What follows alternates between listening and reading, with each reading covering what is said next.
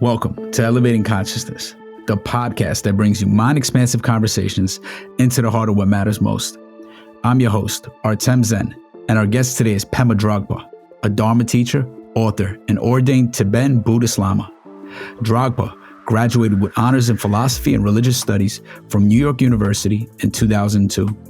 Since 2004, he served as a resident teacher at Padma Samye Ling, a meditation retreat center founded by the Nyingma Dzogchen masters, Venerable Khenchen Palden Sherab Rinpoche, and Venerable Khenpo Tsewang Dongyal Rinpoche.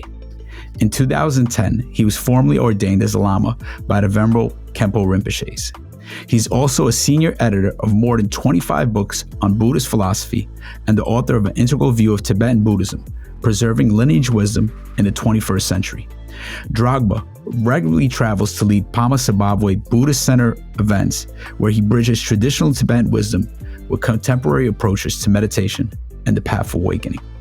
In this episode, we speak about an integral approach and developmental stage, insights from Dragpa's conversation with Ken Wilber, limitations of integral Buddhists, core tenets of Vajrayana Buddhism, the intersection of politics and spirituality, and so much more. Enjoy. Pema Dragpa, welcome to the show. Thanks, Artem. Yeah, thanks so much for coming on. And I'd love to set some context before we begin. We initially connected through Facebook, where you're very outspoken about Dharma, but also about worldly issues and politics. And the political exchanges I've seen you engage in always include a lot of care and curiosity on your end, which is more than I can say for most political exchanges, especially on Facebook. So I just wanted to highlight that because I think the way we hold ourselves in these kind of challenging conversations says a lot. And I'm also really interested in the relationship between spirituality and politics. As often you either see people who are very political, but not especially engaged in spiritual practice, or vice versa. So perhaps, we can touch on that later in the conversation. And with that said, you also reached out and so graciously sent me a copy of your book, Integral View of Tibetan Buddhism, which I've previously seen you post about. And I was definitely curious because it's a topic that's very relevant to me. And I must say, what a gorgeous cover also. Like, I think you had like a video of like you flipping it open in like, it was like snowing, I think, and you were flipping it open. I think that was the first time I've seen it. I was like, what is this book? It just intrigued me. It's a huge book with a lot of wisdom peppered throughout. And I could only imagine how much time and care you put into that. So big respect to you for that. And I'd love to get into some of the ideas in the book and some of the threads we've been emailing about, but maybe you could start by sharing some of the significant turning points in your life that you feel brought you to engage so deeply with Tibetan Buddhism and Vajrayana. Yeah, lovely to be with you, Artem. Thanks for having me on. Thanks for connecting. Thanks for being so deeply interested and exploratory with these different threads of spirituality and, of course, politics and living in 21st century life. Like, we're here, we're doing it, we're in the middle of it. It's life, it's alive. So how did I get into kind of deep threads of Vajrayana or Tibetan Buddhism? How did I get into it? I think really early on in middle school years, I saw a lot of adults doing a lot of different things. And it kind of turned in my mind, like, what do I want to do? And that kind of opened this deep kind of philosophical yearning or impulse in me about, well, how would I know what I want to do? And that was around, 12, 13. And that just kept growing. And later I went to school in Manhattan and went into philosophy and religious studies. And again, that just kind of opened and blossomed. And the deeper I went into these philosophical questions about, what is meaningful, what's valuable, like, how do I want to spend my time? How am I with others? That particular part of like, fine tuning or kind of enhancing, refining my own kind of critical awareness, like it needed body, it needed community, it needed to be actually practically useful so that, after leaving classroom, like I actually show up with more kindness, with others. And so that led me into meditation pretty actively. Came into Goenka Vipassana meditation tradition, was doing that pretty full in for about 3.5 years. And that was so lovely. The more I did that, the more kind of like internally for myself opened this kind of interest in Vajrayana Tibetan Buddhism. And that kind of like led me to ask a friend in Manhattan who's a Tibetan, does he know any Dzogchen masters? So, and that's kind of a funny question to ask out of the blue, even for a friend. And he was a good friend. So he, gave it to me a little hard. Kind of everyone wants the big pinnacle, non-dual final teaching, and no one wants to build it up. What do you know about it? And so we had a good, lovely, friendly, real conversation. And at the end of it, he handed me a pamphlet of the Venerable Khenpo Rinpoches. They're 2 Nyingma Dzogchen masters who have a place, Padma Samye Ling and an umbrella center, Padmasambhava Buddhist Center. And I reached out to them within the week, and that was in 2003. And they said, hey, we have a retreat. One of the people I was talking with, we have a retreat in a week if you want to come help. So I came up and was just totally blown away that there's these living masters. It's not like this is not a myth. It's not ancient history. Like, people are getting deep realization, and like they're right in front of me, and it makes them smile and laugh and like be really fun and playful with kids, and really like very philosophically like pristinely clear and clean, and just so variable and flexible. And so I was really kind of shocked and kind of amazed, and also just like this connection was opening. So that connection opened, my schooling undergrad wrapped up, and there's this big what's next question, which a lot of, early 20-year-olds kind of, they have that, where's my life going? Where do I want to kind of like really go deep, or at least make money, and the usual kind of life questions. And so I ended up asking my teachers, this Venerable Khenpo Rinpoches. I had a girlfriend at the time, and I was like, oh, she's from Puerto Rico. What do you think about that? Going to Puerto Rico. And they're like, oh, we have a temple in Puerto Rico. So it's like, oh, okay, great. I went to Puerto Rico. This is an interesting story, Artem, to quickly hit it. So I get to Puerto Rico, just finished up school. Within a week, the Rinpoches were having a retreat there. They're holding and giving empowerments and kind of offering teachings. And towards the end of that retreat, we were kind of doing this kind of ceremony together. And it involved this like food offering, like Tibetan Buddhist ceremony. And at the end of this ceremony, everyone's kind of enjoying and eating, and kind of had after this 2-hour meditation practice together, I went up to the younger of my teachers, Venerable Khenpo Dongyal Rinpoche. And Rinpoche, do you want any more food, or how are things? Are you good? And then he said, oh, I'm good. And then he looked at me right in the eyes and said, never turn your back on Dharma. And I was like, oh, yes, Rinpoche, I'll never turn my back on Dharma. yes, Rinpoche. And so then a couple days went by, and it's like there's opportunity for people to have interviews where they have kind of one-on-one time with the teachers and get to ask questions. So I had some questions myself, and I requested an interview and could have it. And so I was with both teachers, the older teacher, Venerable Khenchen, Palden, Sherab Rinpoche, and his brother, Khenpo Tsewang Rinpoche. And they're sitting, and Khen Rinpoche almost always taught in Tibetan. So I got through all my questions, and then I was like, oh, thank you for the time, Rinpoche. Thank you for coming here. And then all of a sudden, Khen Rinpoche, the older teacher, started talking, in Tibetan, which I don't know. And I was sitting there, and then Khenpo Tsewang Rinpoche translated, no matter what happens, never turn your back on Dharma. So this is totally out of the blue, really shocking, kind of like a little bit kind of, I don't know what exactly. So the next day, Rinpoches are flying back to the States. They have like a residency there. Flying back to the States, and literally like as they left in the airport, like they're flying, and something in my mind, it felt like a floor dropped. Something that was holding together whatever it was, like just opened and relaxed. And all of a sudden, all this turbulent, really difficult emotions and ideas were just started flooding out. And it was like this in Puerto Rico for about 4 or 5 months. Just coming out. So it got me really hardcore. I was going to do Nundro foundational Buddhist practice, and I was doing a Buddha sadhana prayer practice. And so I was really, okay, I know what I need to do, stay with my practice. And I was doing that, and all this come out. And during that time in Puerto Rico, I went through so many jobs. I was a busboy in a pizza shop. I graduated at NYU 4.0, blah, blah, blah. Busboy in pizza shop.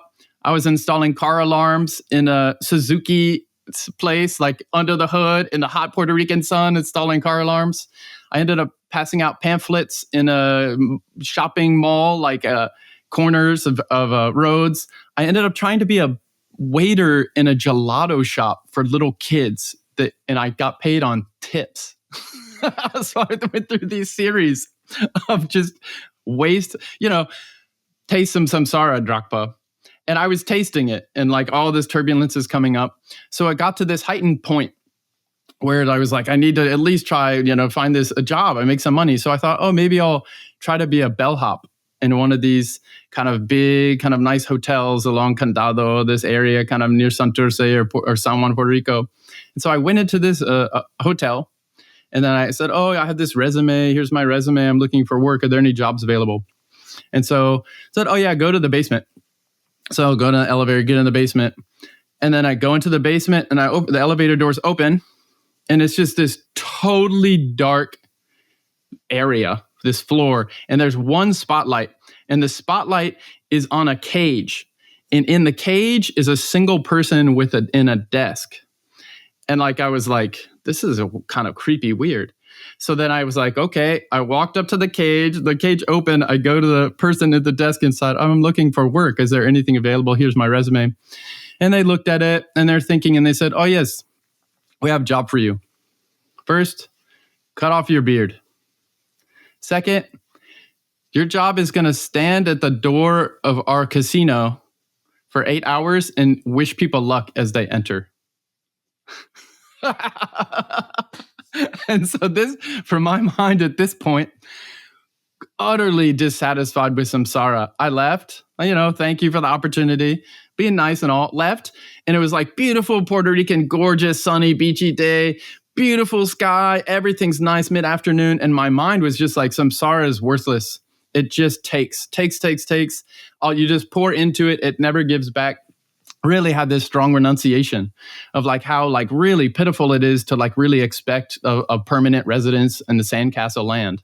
And so I was just sitting on the side of the road, and all of a sudden I'm really so upset. This is really this deep kind of renunciation impulse kind of awakened in me. And I was like, this is really completely of no value to me. This whole cyclic existence, cycles of up and down and all that. And I started really deeply kind of praying. I was like, please, Rinpoches, my teachers, please, Rinpoches, help me. This is a pit of vipers, all classical Buddhist stuff. This is just totally unvaluable, nothing. And I was so angsting. And then I was praying, and I was looked, and in the sky above me, right in the middle of the sky, Khenpo Rinpoches both appeared. And they were standing in their Tibetan robes. And I looked and couldn't. And they just said, come to PSL. And I was totally shocked. And so then I was exhilarated. Oh yeah, it dissolved. Oh, okay, I'll come to PSL. And so immediately I was so happy. I reached out to the coordinator of the PBC coordinator at the center there. And then she reached out to Rinpoche's, we have this person who wants to show up and just help, What do you want to do? We ended up for months painting the entire inside of the temple. And at the end of that, His Holiness Dalai Lama came for first time ever and visited that temple, this PBC kind of Puerto Rican temple. And at that time, I kind of flew back. Before that happened, His Holiness visiting, I didn't know it was going to happen. I flew back and kind of gave, put my things away at my parents' house in Kentucky. And then I went up to live at PSL and was there, that was 2004, and then became a monk. And was a monk for about 3.5 years. And then I fell in love. That was very kind of interesting. And then I asked kind of calmly, went through this, was actively in conversation with my teachers the whole time. And then requested to give this kind of vows back, these monastic vows. So kind of went through the traditional way of doing that. And then this person who I'm with still, we've now been married 17 years. She's super gung-ho Dharma person, to acupuncturist, Chinese Tibetan herbalist, doctor. And then we're here kind of serving and living near Padma Samye Ling since then. So that was '04, and then we got together in 2008. And we've just kind of been here serving, living, helping, learning just as students. So that's a brief, the human Dragpa, as opposed to the first principle techniques Dragpa. Yeah, no, I appreciate it. And like what really struck me was when you first started telling this story, you're like, yeah, I just got this pamphlet and then I found my teachers and I ended up there. And I was just thinking, I was like, well, that was too easy. I was like, what? Like you wanted a Dzogchen master and you just got a pamphlet and you just ended up in the monastery. But then it was like this whole other process that you went through of going to Puerto Rico and working all these jobs you didn't want to work. And then kind of having this vision and coming back to where you are now. And, I wanted to ask you, because I was curious, like if you were still a monk, because I seen you like posting pictures and stuff, like traveling, and, I saw you with a female. I imagine that was your wife. So you're not a monk now, but you still teach at the monastery. You live close by. How does that work? Yeah, sweet. So in Vajrayana tradition and in Buddhism in general, there's like two paths, and there's a monastic path and non-monastic one. And so the monastic has both for monastic women, monastic men, and the non-monastic or lay householders have like women and men. So this like robe I'm wearing, this is like a traditional Vajrayana robe. And usually this like white red always indicates like a Vajrayana practitioner who's a lay person. And so there's two paths. Like Buddha Shakyamuni, the historical Buddha, was like the perfect, impeccable example of like a monastic path that leads to complete like supreme enlightenment. And then Guru Padmasambhava is the like pinnacle, like amazing, extraordinary example of a master who achieved full enlightenment through the lay or the non-monastic path. And so there's been men and women of all different castes and abilities and interests and ages that have all kind of gone a full path to enlightenment. And so including non-monastics, of which there's so many examples in Tibetan Buddhist and also Buddhist history. And so, you can totally be a married person or a single person or a yogi or a yogini. You can live in a cave. You can run a business. The outer kind of shell is more according to like what lifestyle is most suitable or appropriate or supportive for your own disposition, your own embodiment. But it's always comes back to like the living essence of Dharma being like the main point. Like what is the nature of my mind? How is my heart right now? How am I being with others in a mutually supportive way with kindness, compassion, and wisdom? And that's always the main point. All the secondary kind of shapes and sizes and forms and languages are secondary supports. And if they're supportive, like a certain monastic or non-monastic, then they'll help that principal point of actual internal freedom and then external kind of elegant embodiment. They'll help support that. But that's different for different people. So there's really not a one size fits all in Buddhism. It comes to these first principles of having to go through a whole path of like fully awakening and actualizing one's own innate potential or Buddha nature, or Tathagata Garbo, whatever it's called. But then there's countless, literally infinite doorways to Dharma, ways to like get into, like be in touch with one's own nature and then bring that to full expression. Yeah. So do you work at the monastery? Like, what do you do for work? Just kind of curious about that, because as a monastic, you don't deal with money, but as a householder, you do have to deal with money. Yeah, thanks.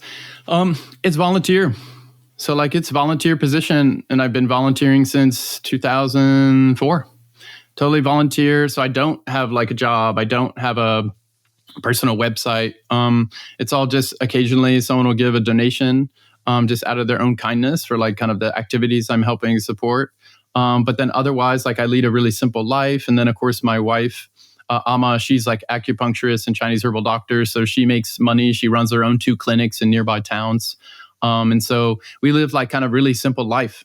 Try to really lessen all the subscriptions we have. So we like reduce the monthly bills, and we don't have kids. So that definitely helps like not have a lot of bills. And that was just a personal choice we made a long time ago. Yeah. But other than that, like it's, very simple, almost like, I don't know. It's kind of an interesting thing. I really don't, it's not like every situation comes with constraints, right? Limits. And then it's a question of like, can I use the limits in a way that I fully optimize that zone of whatever the game is, or the embodiment, or the kind of approach, or the job. Like, these are all kind of games, boxes, worlds. And like within the constrained limits of that, in this case, money, like with less money, like how can I still more optimally like be in the world, be with others, care for myself, like open and act, it's all just kind of so little by little. Yeah, it's definitely financial constraints, which is I'm kind of good with at this point. It's like been 21-ish years of being like that.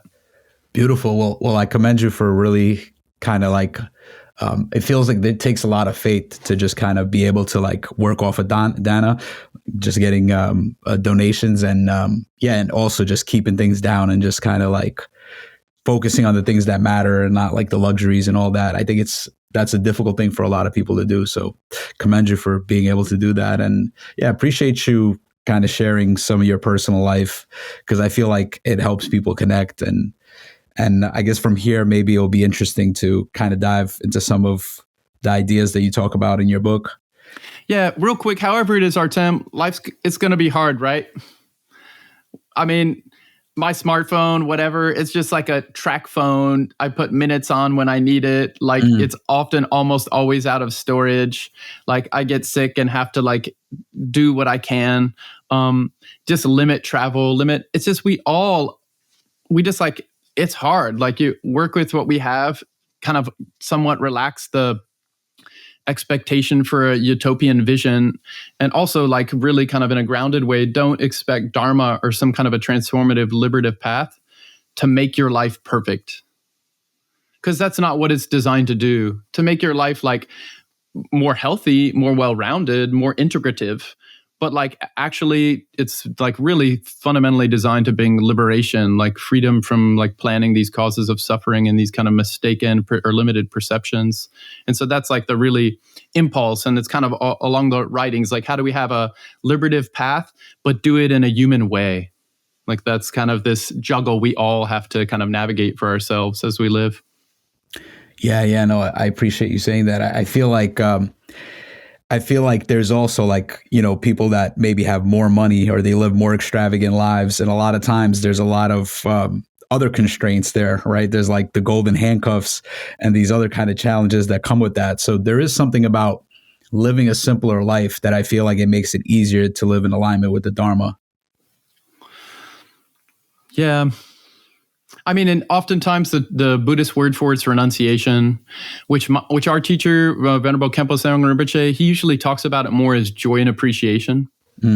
To really like put attention on all the amazing, precious, valuable things that we have going for us that we can really deeply be grateful for. And the Buddha often taught about this as the 18 freedoms and endowments of a precious human birth. So it's very traditional. I think for most part, like it's actually like the foundational bedrock kind of lineage or traditional ground upon which like Dharma can open into a lot more. And like more Western psychological models, they're talking about like a healthy sense of self. And this, in the Buddhist framing, this is where that lies. It's like really at the ground bedrock of deep Dharma to like really orient into like how I can like really tune in to like what is like in my favor, and as opposed to like the whole, biological priming for like, where's the danger, where's the trigger, where's the thing, like to care for those with discernment, but not always be in ongoing late breaking news emergency mode. Because I think that as a path, we can learn skills and methods to actually use that kind of a way of navigating reality. And I think that's specifically where Vajrayana or Tibetan Buddhism is really good, to use that kind of always triggering, kind of cascading experience of, everything's kind of breaking kind of thing. But like to like keep it simple, to keep it like really close, and to like do it with a lot of kind of more like just a deep kind of open-hearted appreciation first. And then to like deal with like, what are the things out of balance that I need, that I can enhance or like grow or nourish or support or protect a little better. Yeah, beautiful. And I see this aspect of simplicity in your life, but also you're not afraid to kind of step into complexity. And I think there's a lot of that in your book. And you speak to that sometimes kind of Dharma, they kind of don't want to think too much about things. And there is something to be said about, going beyond conceptualization, right? But there's also a way that we can use conceptualization in a useful way. And, you talk about meta theory and these kind of things. And so I see this kind of you leaning both into simplicity and complexity. That's really beautiful. And that I think I'm attracted to that because I feel that way too. Like there's something that I really appreciate about simplicity. I want more simplicity in my life. And then there's also like the world unfolding and all this complexity and all these things happening. And how do you make sense of that? And what are, more expansive ways of looking at things? And I'm kind of, curious about those things. So I imagine that we can kind of weave back and forth from simplicity and complexity throughout this conversation. I'd love to really get into your book. And there's kind of these two threads that you bring together, this notion of integral view or stage, and how you see that coming together with Vajrayana Buddhism. And I think when people hear integral, many of them think that as being the creation of Ken Wilber. And of course, there's integral theory, which is the work of Wilber. And you draw a lot on that work in your book, along with having several exchanges with Ken. But beyond that, there is the integral view, which, while Wilber has been one of the great popularizers and articulators of, it's actually a developmental stage or perspective that's not of anyone's creation. It's sort of a emerging property. So maybe you could speak a bit more to the difference and explain how you define or understand the integral approach or stage of development. Yeah, lovely. As you mentioned, I think integral, it does refer to a certain way of being or a certain type of awareness, this kind of metacognition, or just to put it simply, like, which I like to do, I like to kind of like zoom in on something simply first. So I think it's like a non-warring attitude where I don't immediately assume my way's the best way. At the end of this conversation, if everyone agrees with me, it was a good, successful kind of time. Like it's in Buddhism, they call this a view or a tawa, a worldview. It's not just a conceptual belief I'm holding, but it's this entire worlding that I'm assuming that I can activate and intentionally choose to like embody through a view. And one view is a integrative one, or integral. And so, yeah, Ken Wilber is a meta-theoretician who is like way ahead of his time. He's been doing this stuff for decades. He was really good at locating and popularizing this specific type of awareness, or this type of view, this type of sense-making, meaning-making, world-shaping, whatever you call it. So he did that with a lot of different kinds of research. So part of it is how do you integrate these different fields of knowledge or these different ways of being? How do you integrate subjective interior and objective exterior? Or how do you integrate a singular person and a collective group or whole of, collection of persons? How do you integrate a self in a world?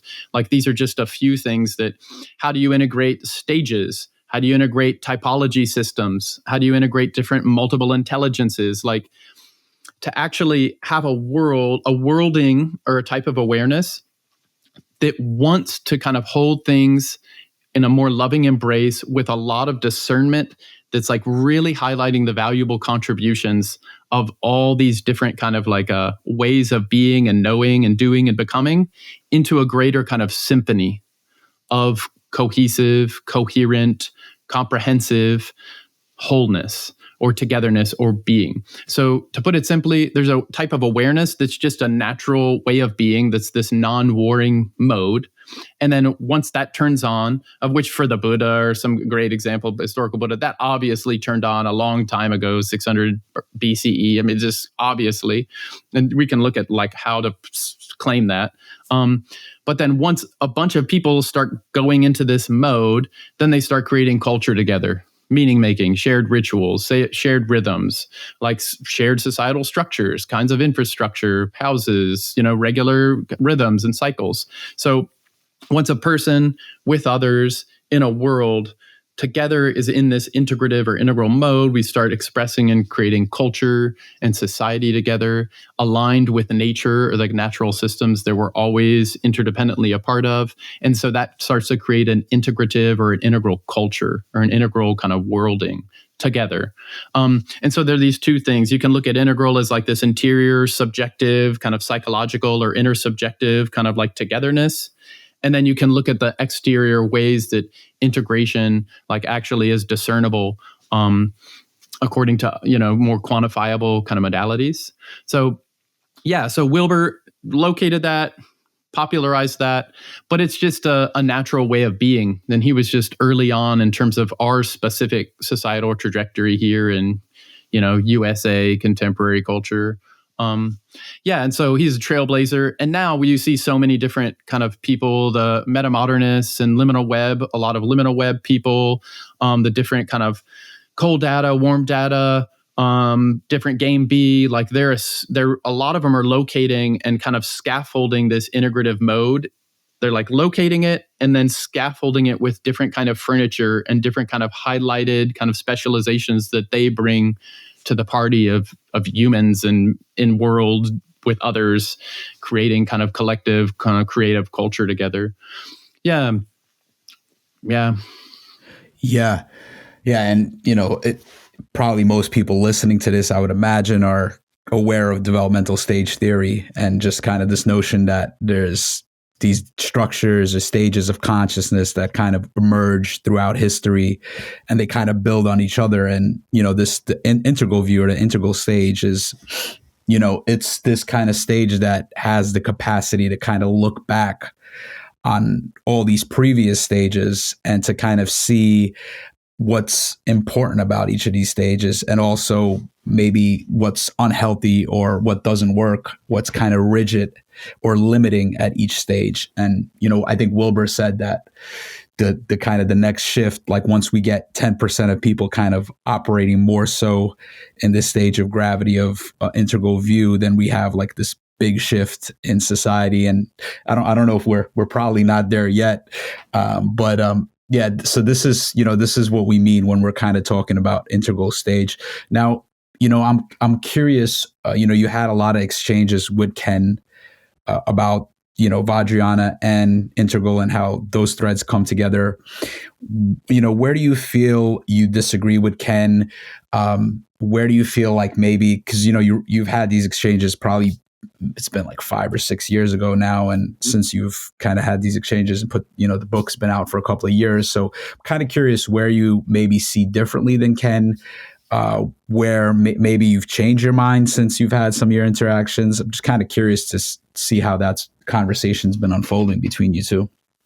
Awesome. Yeah, I mean, Ken Wilber is one of the giant geniuses of our time. I mean, there's just kind of no question about it. Like, pick a metric and assess like his contribution. He's really trailblazed and offered so much distilled, essential, actionable kind of ways of holding reality in its fullness without being reductionist. It's just a feat. Like, he's just really done so much. And even if other people are using some of the insights and research that he took painstakingly, like took decades to kind of come out with and collect and gather and synthesize, like even if his name isn't mentioned, we all owe him a great debt of gratitude. And I personally do too. It was a big part of my book in general, Artem, like, what is an integrative approach? So there's a couple 100 pages on that, right? And then Vajrayana as one example of what an integrative approach looks like among people. And then it's saying, okay, well, integrative approach, just like a pre-modern, modern, postmodern, or a post-postmodern, or an integral, this postmodern or integral, just like they can all have unhealthy and healthy aspects, balanced and imbalanced aspects. They all are partial perspectives or views. Like, so we can assume that this emerging integral or integrative way of being and creating stuff together is also going to have its extreme elements, its limitations, its partialities. And so I kind of argue in the book that Vajrayana is a good example of actually like pinpointing some of these ways we can do a flatland extreme integral approach, and how Vajrayana kind of sees these and releases them And it has done this for centuries. And so while a lot of people kind of see integral as like this emerging, we're on the kind of leading edge of evolution happening, and now what's next for integral? I mean, I'm arguing that Tibetan Buddhism and Vajrayana has like already gotten to that stage of culture making like quite some time ago on a big scale for millions of people. And then it's identified some of these reductionist tendencies or extreme tendencies of the integrative mode itself, and actually created some culture in society and meaning making and kind of actual transformative practice that doesn't reproduce these same extreme kind of limitations. So that's part of the thread. And it's to your question of like, how do I see like Ken Wilber is like maybe having some of these things, and then Vajrayana or Tibetan Buddhism as like kind of having already kind of worked through and like kind of gone beyond or post-integral. So that's a big claim, and that's why it's a big book, to like first locate what's integral, what's Tibetan Buddhism, how's Tibetan Buddhism integral or integrative, how can it be done in a healthy way or an unhealthy way, and then just have that conversation about like what are emerging integral approaches and what does Vajrayana or Tibetan Buddhism have to say, or just like offer as an example of ways that like we can actually avoid some of the extreme integral tendencies that might turn on. And to put it simply, I put it as bodhicitta, Artem. It's like wisdom, heart, mind of enlightenment. It's wisdom and compassion together. It's just standard bedrock bodhisattva, bodhicitta stuff. And Ken Wilber himself is like talked about this for decades too. He's like a bodhisattva in terms of what he identifies as. He like follows Midway Madhyamaka teachings. He says he practices Vajrayana techniques. He practices Dzogchen techniques. So these are all things he says, and that's all an interior personal thing. I have no clue what his lived experience is or what his realization is. I don't know that about anyone. But the fine point is really bodhicitta. Like if someone hears this conversation we're having and the only thing they remember is just bodhicitta, the way of the bodhisattva, this is how integral can kind of basically unlock so many emergent next level, upper layered simplicities, is this bodhicitta, the wisdom, compassion, heart, mind of a Buddha. And so I think Wilber has this, but it comes down to put a really fine point on it, not just for Wilber, but for a lot of people in like a more secularized, kind of more modern, kind of more European centered, kind of late stage industrial capitalist time. Like a lot of people are not as comfortable holding in terms of Buddhism. There's a relative and absolute. If we look at the relative side, there's how a sentient being, someone who's just kind of caught up in cycles of suffering, how they experience relative truth or relationality, and how a noble being or how an actualized bodhisattva or a Buddha experiences relationality. And so these are two really big differences in terms of how beings make sense of things. There's like, how does a Buddha see it? How does a sentient being see it? And in terms of how a Buddha sees it, this is where Vajrayana specializes. Like in addition to bodhicitta or the way of the bodhisattva, these middle way kind of foundational teachings that we can unpack if we want, that in addition, they also talk about pure relative truth or the pure way that a noble one or a Buddha sees things. And that's specifically related to pure body and pure speech. So each being has three things: body, speech, mind. So bodhicitta on its absolute side really goes right to pure mind, wisdom awareness.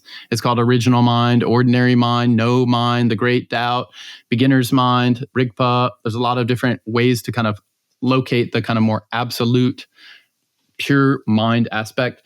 But in addition, once you're in an absolute or kind of an open emptiness, abiding, kind of Rigpa awareness or something, that's where Vajrayana begins. That's called Sutra Mahayana. And then from that emerges like pure relationality, pure body, pure speech. That's called deity and mantra. So this is like an answer to your question. That's where a lot of the disagreement happens with Ken Wilber and myself on this deity and mantra, or this pure relative truth side. And it's not just with Wilber, it's with probably most meta-modernists and it's in our more secularized kind of culture making that's like trending and also gets funding and doesn't get laughed at. Like, you know, once you start talking about deities and mantras and other beings and six realms and all these different kind of much more subtle layer relative things. I mean, a lot of people, they just say, where's the video? And if I don't see the video, I'm not that interested in following up on it, because it's just basically one belief among many. And that's why typically a lot of talk around that in Buddhist tradition, of which there's thousands and thousands of volumes of talk on 6 realms, 3 realms, the 36 desire realms, the 17 formless realms, and the 4 formless realms, and the Terma tradition, and the effect of reciting mantras, and like multiple body emanations simultaneously. Like, this is all bread and butter Vajrayana Tibetan Buddhist stuff. And that's the part that a lot of people aren't comfortable with. And so that's largely kind of where the conversation locates, with kind of a disagreement on how to deal with this pure relative truth stuff, or just in more subtle relative truth things. Like, it would take someone with a certain level of cognitive capacity to be able to see like a more subtle kind of embodiment, like a god in a god realm, for example. So yeah, there's a lot there if you want to, depending on where you might want to open and explore. Yeah. I want to understand more about like how these things are important. You see a lot of, there's a lot of spirituality, a lot of spiritual teachers, a lot of different approaches. I see more and more kind of more teachers that are not necessarily affiliated with any type of tradition. And they probably, not probably, I would say definitely came through some kind of, I would say most of them came through some kind of tradition. And then at some point they're like, okay, I kind of got what I needed. And this was kind of the unnecessary, like the provisional teachings. So now I'm just going to directly point to kind of the non-duality, things like that. I see a lot of that. But yeah, I'm curious how, the deity, the mantra, the stuff that's being disagreed, why that's important, why that's needed. I think the other thing that's important to bring up, and, it seems that Wilber says that Buddhism and world religions at large don't focus on the growing up dimension. So they were like really going really far on the waking up and kind of like getting to this pure mind. But then there's all these ways, all this relative stuff and all this stuff that, like shadow work and dealing with these different parts, right? There's also this notion of somebody can be, I think Michael Taft talks about this, like there could be parts of you that are really awake, right? But then there's parts of you that are not really awake. So this notion of doing all this kind of deep psychological work, that may perhaps that is what the West is actually the contribution, where we kind of see a lot of these awakening realizations, a lot of that stuff maybe coming from the East. And for sure, Tibetans, it seems that when it comes to like mapping the mind and working these Mahamudra maps, like this stuff is incredible and maybe more precise than any other tradition. But then when we look at, what the West perhaps came and did, like in terms of working with attachment and shadow work and like young stuff and all this stuff, perhaps that's like the other piece. So yeah, I'm just kind of like unpacking and bringing some of my thoughts, and feel free to respond in, whichever way. I feel like there was a lot, maybe multiple questions there. So yeah. Awesome. Yeah. It's a lovely diversity. Like it's life. It's a world. It's an actual complex, experience that we're a part of. It's dynamical interaction. Buddhism calls it interdependence, dependent arising, pratitya-samutpada, right? Like, it's not Costco. Like, Buddhism is not interested in having a one-size-fits-all, everyone line up, get along with the dogma, like you need to do it this way. Like, it has systems, it has patterns it's identified, but like all those things are helpful as long as they're helpful. And when they're not, find something helpful. Right? That's called a secondary supportive condition. So like that's different depending on the mind, the body, the season, the mood, the time of day. Like that's why we really have to zoom in, and like that's what an integrative approach does when it's really healthy. What are the actual dynamics happening in the context, as much as I can like register and attune with, so to be a participant or custodian or friend or listener, to like be an healthy kind of like interactive co-creator of amazing dynamic reality happening, right? So like that's just to say, like, Tibetan Buddhism, the way it's been traditionally done for centuries in different pockets, because Tibet's a giant place. Like each valley kind of is said to have its own lineage, and they all go back to the Buddha, but like some specialize in mudras, some in torma making, some in ritual dancing, some in like studying the 10 sciences, the major and minor sciences. Some is like really remote, silence, lifelong retreat practice. Some is more like, elder care, centers, like monasteries would do a lot of things, daycare and senior care, and like depending on the size of the place, right?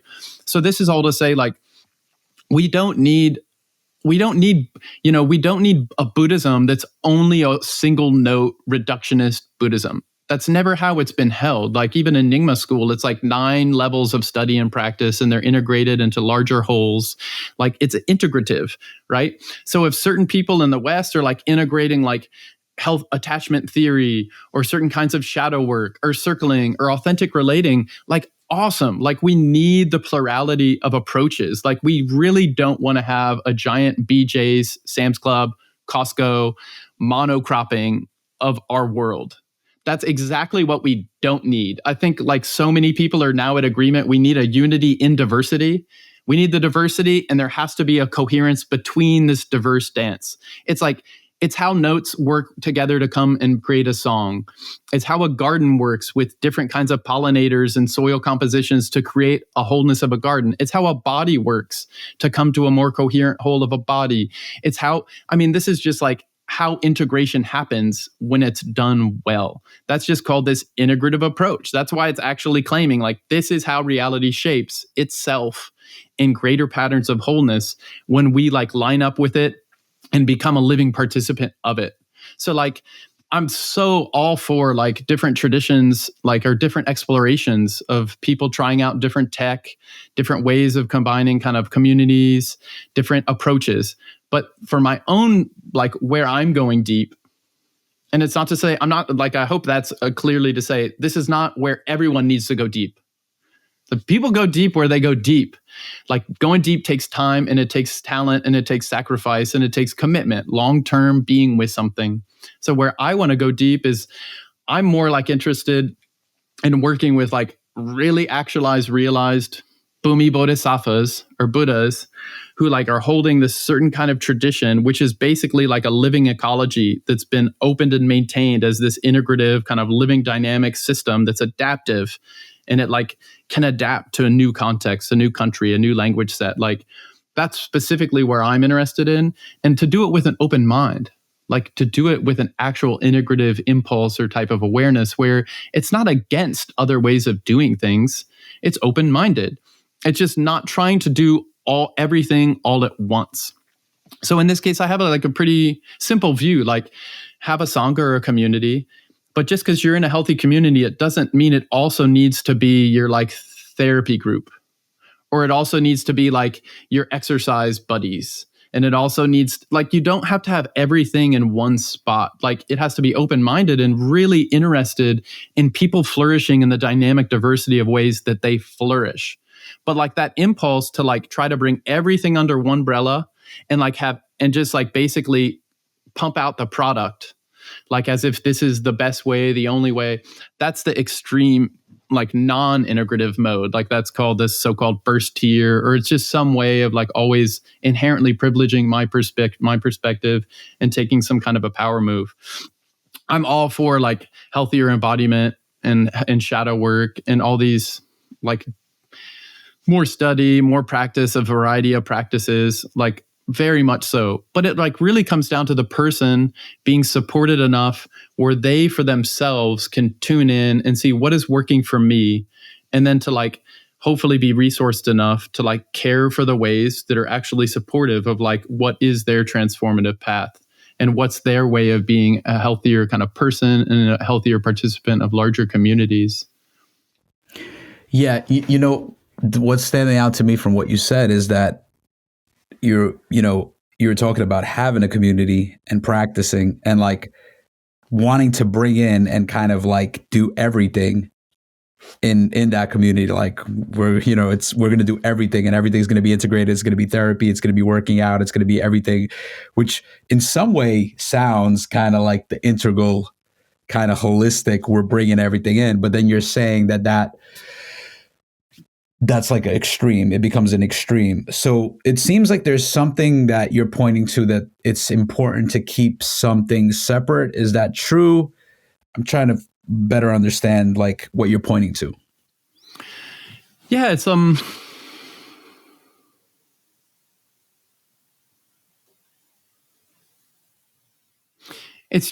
how life is.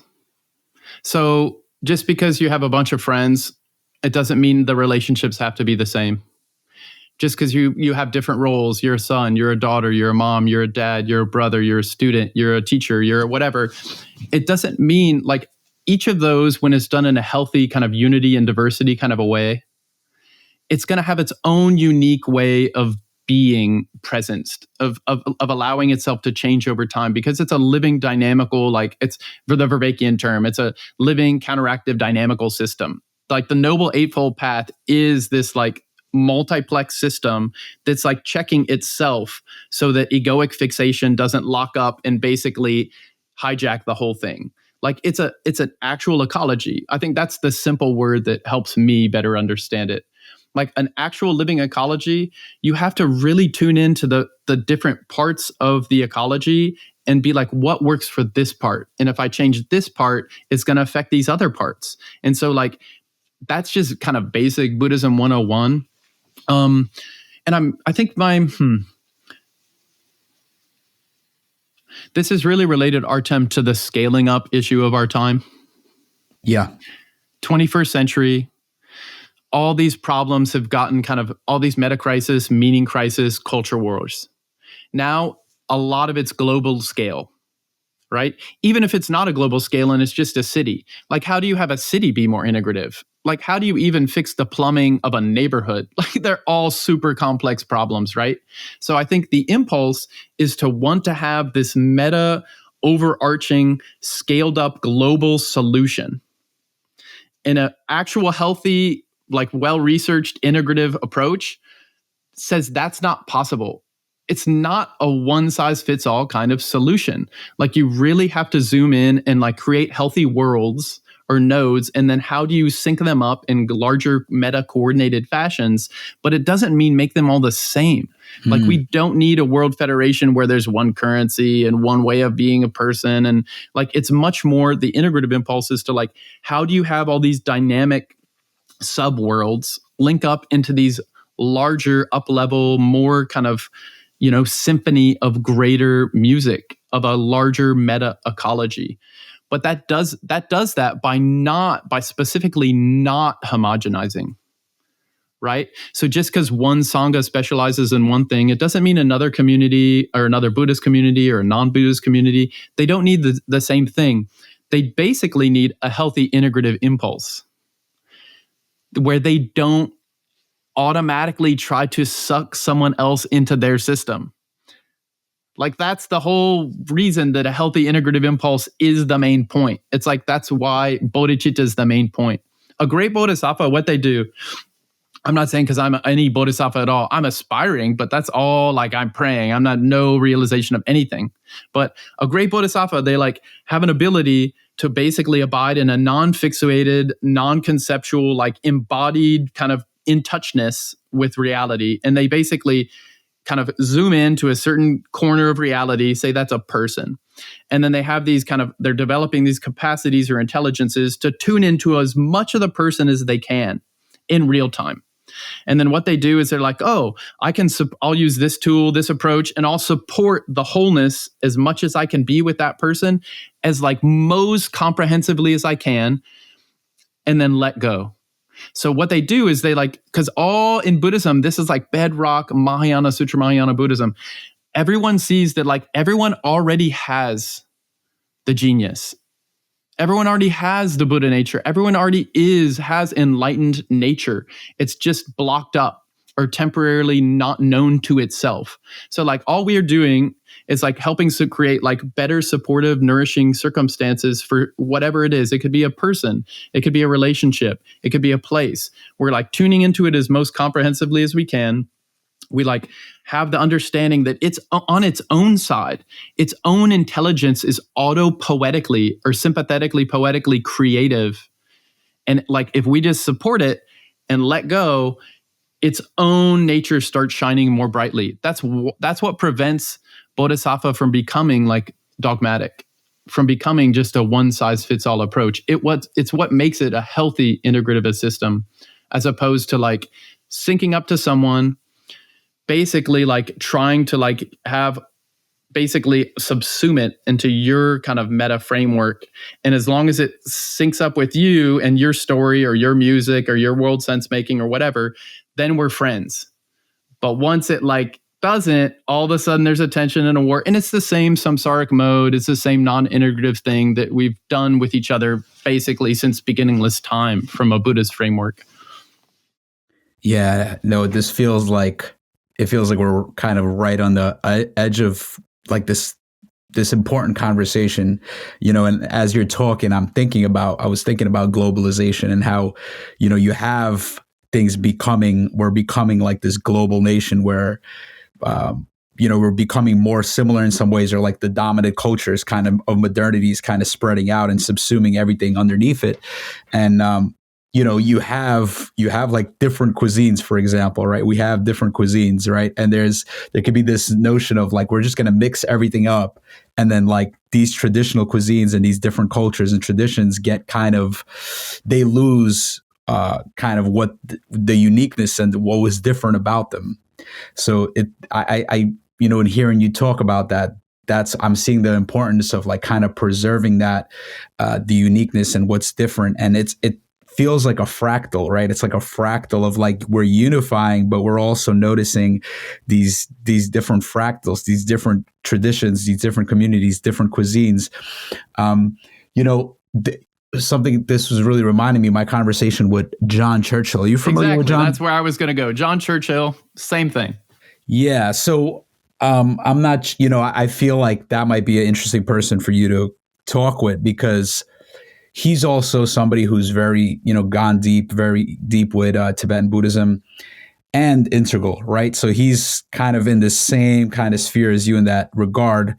I'm going to try to kind of explain his perspective from my perspective. So if there's any way that I'm not getting that right, let that be on me. But, one thing he argues for is, he argues for moving beyond Tibetan Buddhism into what he calls sacred humanism. And I think his main point is that he doesn't think that Vajrayana is capable of addressing the meta crisis, and that a fourth turning of the Dharma is this transcendence beyond any one given tradition to open up a path that is most effective in addressing the crises of today's world. And so from his perspective, the priority should be about like saving the planet or the world over any given tradition, and developing a sort of universal integrated psychological contemplative science. But of course, that risks, doing what you said, where it's like you suck everything into your system. And then there's also this notion of like a theory of everything, right? Like this is like a very popular thing. People have these theories of everything. And you kind of see that now with like psychological contemplative systems, which perhaps like that's kind of one of the things John is doing, where he's kind of bringing together these contemplative traditions, and he's bringing together developmental psychology and Western psychology. And he's bringing together like maybe some social theory and other things that are kind of happening in the world, the meta crisis, and kind of trying to integrate all this, creating this kind of training that is training people from all these angles. But yeah, there's that kind of maybe that. And I hear ripples of people talking about, what different people are doing in the Dharma spaces. And, like there's this notion of, I feel there's this kind of people that are kind of more conservative and people that are more progressive, right? There isn't no perfect like middle point, but it's a similar thing that you see in politics. Like you have people kind of like leaning towards a certain way and like arguing for a particular direction, and you have people arguing in another way, and there's no like necessarily right way. We're kind of we're figuring it out, right? We're having this conversation, this ongoing conversation. And I feel like why we're right on the money right here is because this is like, I don't know if there's any definitive answers, but the only thing we could kind of do is maybe like point to the blind spots and the shadows of any particular approach. So yeah, there isn't a definitive answer. Yeah. There's no universal answer. Yeah. Like there's like in Buddhism, there's pith instructions, up-leveled simplicity. Layman Pascal calls it simplexity or something. Like you get to a meta level, kind of like higher order of kind of like comprehensive meaning making, sense making, and that has its own like higher level patterns. And those patterns then take different bodies, different shapes into the subsystems. So like specifically to your point about John Churchill, and like he's deep in his tradition. Like I don't know him personally. Like it's lovely. Like I'm happy for people trying to trailblaze and do these integrative moves to like bring different fields of knowledge and practice together. The one thing we all can say about it is it's new. Right. And we need novelty, we need newness, like an emergence and that kind of thing. And I really deeply wish those approaches all the best. Like I really like want them to like get deep roots and help a lot of people, of course, in Buddhist terms, like with bodhicitta at the core. So it's an omni-win, all beings included, enlightenment or bust for all beings forever, no matter what it takes. Like if you have that in a Buddhist approach, like it's never going to go that far off track, right? But like as we're integrating these different kind of, shadow work is new. Like spiral dynamics is new. Like a lot of these Western psychological methods, like they're even replacing themselves already. It's almost like year by year, like a new kind of method or approach is coming out. And I'm just more personally, and it's just for me, it's like what fits me. Like I'm more interested and kind of aligned with or attuned with like working with structures and kind of patterns and like practices that have already kind of like demonstrated they work over the span of centuries. So that's just my own particular kind of alignment. Like, and that's not to say that's the best way or the only way, but I hope like these more, I really genuinely hope like we need systems that like actually can become healthier, more helpful, more available, more widely kind of like actionable for more beings. Like it's the basic bodhisattva impulse. But like even in any person's reach, whether it's Almas or like pick a meta theoretician, it could be Jason Storm, it could be the meta modern people of various types, it could be Talk, it could be Wilber stuff, it could be Sean S. Bjorn Harkins. Like there's a lot of meta integrative modeling approaches out there. There's a lot of different ways to scaffold this kind of approach or impulse or awareness, this natural way of being. And I want them all. The whole thing is if we're going to avoid the same mistake that every non-integrative mode is made, is we can't again make a totalizing definitive system. Like, and this is bedrock Buddhism. It's middle way Madhyamaka Buddhism. Like on the relative level, there is no final set fixed frame, story, game, language, practice, tradition, any of it. It's all 100% relationally interdependent. Like, so then the question is, what helps in this case? What system, what game, what approach, what community helps in this context? That's why it's deeply healthy postmodernist. That's why the Buddha is like an early postmodernist, that impulse of like healthy multi-perspectival, like healthy contextualization. Like, and so there's just, as biological evolutionary theory goes, it's also true, it seems to be, that like most mutations are rejected. Yeah. Like the actual emergent, elegant novelties that actually stay the test of time over 10 years, 100 years, thousands of years, millennia, it's a very few that actually make it. And so basically it's like, do it in fail-safe mode. Like keep traditional lineage ways that have been done, and they've been adaptive over time, like how Buddhism's practiced in Vietnam, Thailand, Cambodia, Tibet, Myanmar, like China. I mean, Australia, USA, like it's all different. Like they've all shape shifted according to these local kind of variable features, right? Surface features. But if you have to keep the deep structure intact, and that's where the big question is, like in the level of provisional and definitive, what's adaptive and what is essential, that if you leave it out, you no longer have a liberative path. That's for centuries been a very big discussion in Buddhism. What's provisional and is going to change? What's definitive and has to be there, right? Like that's even the 9 levels, stages of Nyingma Buddhism, they all define that what's provisional and definitive differently. That's why this is an ongoing inquiry. And as you like get closer into what seems definitive, it opens up at a meta level and becomes provisional. And then it works in that level for a while and seems definitive or absolute, and it opens up into its provisional nature.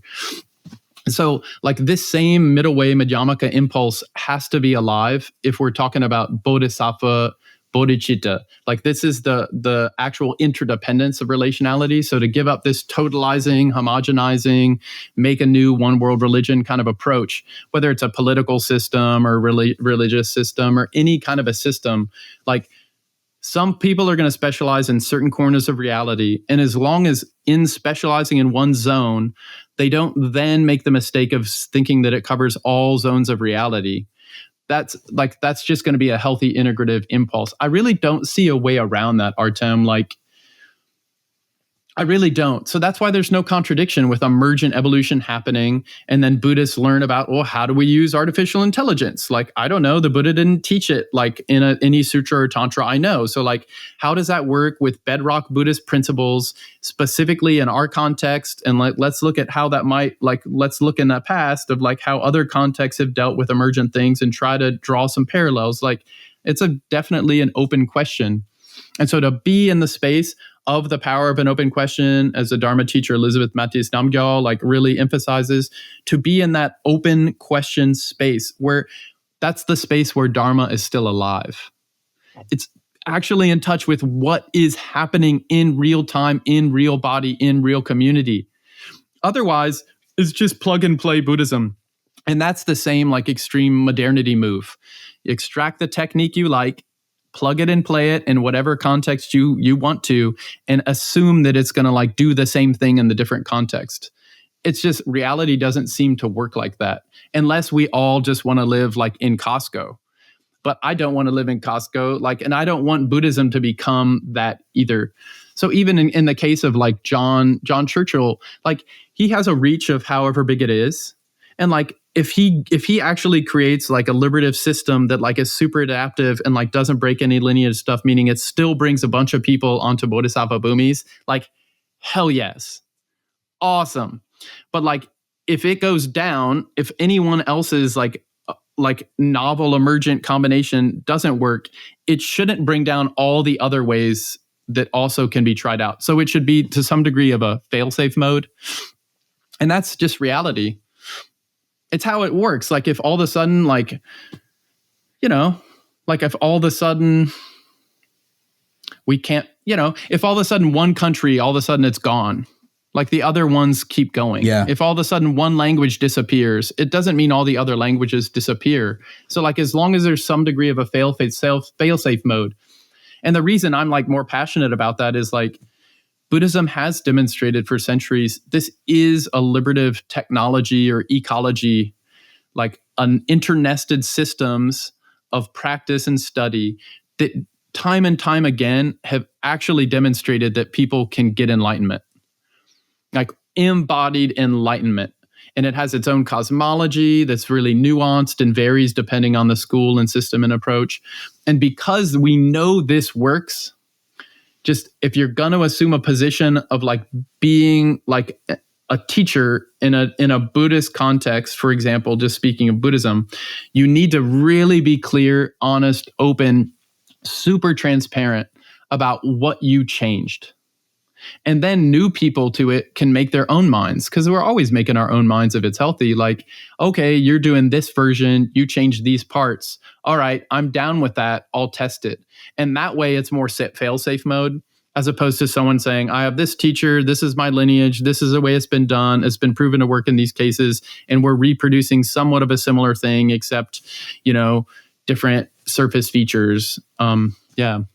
What do you think, Artem? This is this is like kind of one of the issues of our time, right?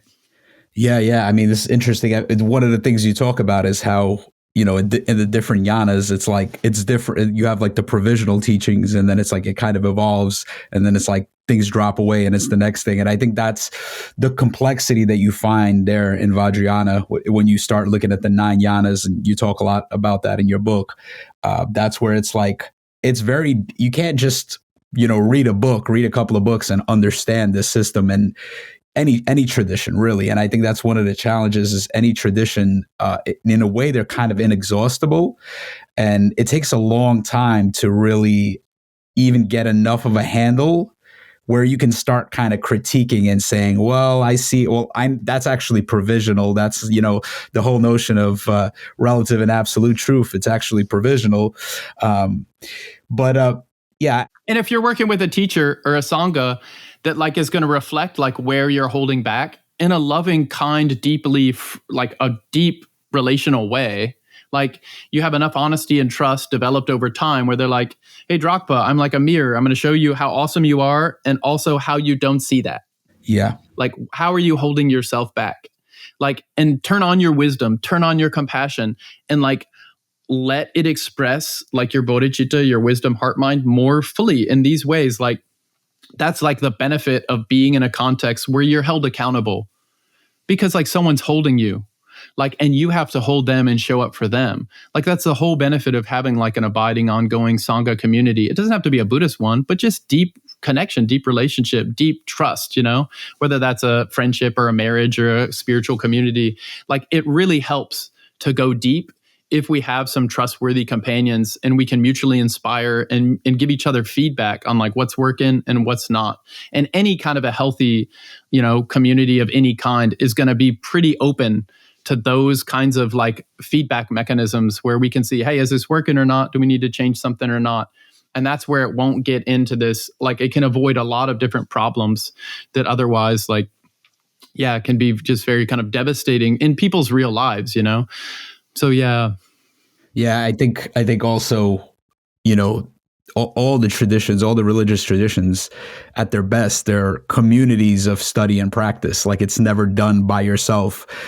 You don't pick up a book and just read it and that's it. And I'm going to just study this by myself. Whether it's Christianity or whether it's Buddhism, it's like, it's actually, there's a community of practice, and it's like we're helping each other go deeper into it and see more clearly. And like you said, illuminating where we're not seeing or where we're stuck or rigid. We can't really do that on our own.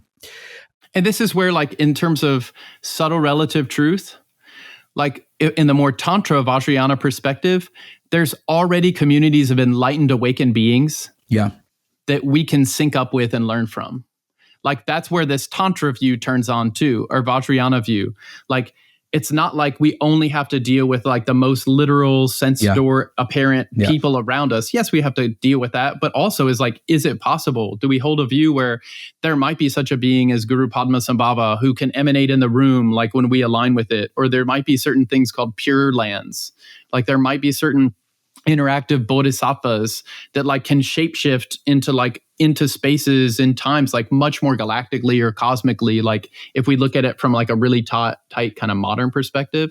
And so that's a bunch of how the skillful means tech of Vajrayana is like said to be a more quick, swift, skillful path. Like, if we sync up to an enlightened ecology of Buddhas and Bodhisattvas and like become attuned or vulnerable, like to be influenced by their wisdom effect. Like, all of a sudden we can like basically their ocean, we become a wave of that ocean. And then all of a sudden, like, the path can like sync up in this multimodal, more like hyper integrative mode. And like, we can basically remove a lot of like bad habits more quickly, activate a lot of like inherent positive qualities more quickly. And that's all called blessing, like a close, warm-hearted, connective, like being with these fields of enlightened beings. And like, we become a part of that field. And so it creates this like mutual uplift, which I think is just more along the lines of this post-integrative mode. It's not so much how do I design an integrative community and like then create, like deal with the meta crisis. Yes, there's that, and that needs to happen. And there's like, how can I sync up with like of one of Wilber's ups, wake up, grow ups, open up, show up, show up. Like, it's another up, the sync up. How can I sync up in this like fully integrative fashion with like other like subtle level, pure relative truth beings like Buddhas and Bodhisattvas, and learn from them like as being a part of the ecology they already have going? Yeah, I feel like you're pointing to this notion of the living lineage. It's like it keeps like these masters and these streams, like they become a part of us and they're there before us in a way. Maybe this is a good time to kind of, you asked the question like what are kind of the essential, this is kind of the question is like, what are the essential points of Vajrayana Buddhism? What are the aspects and the teachings that you feel cannot or should not be removed, right? And you mentioned before we started this call that you had a prayer that you wanted to give, and maybe this is a good time to kind of to give that prayer, and then maybe you could go into kind of what you see as the core things of Vajrayana. I understand also like it's difficult to do that when you think about the non-yana system, right? Because I think this is the other thing. It's like the scale, like you can't just sprinkle it. You can't just sprinkle it and everybody gets it in the same way because there's context and people are at different places. But if we could point to like kind of some of the essentials, I think you were mentioning that like this notion of mantra and deity, it's like that's what's trying to be removed. And you're talking about these subtle realms and subtle beings. So maybe it's some of that, but yeah. Yeah, sweet Artem. Yeah, and I don't know if the like more pure relative truth is trying to be removed. I think it's just new on the radar for a lot of people in its newness or its lack of familiarity, or like people haven't been in a lineage context or like been with a teacher for a long period of time.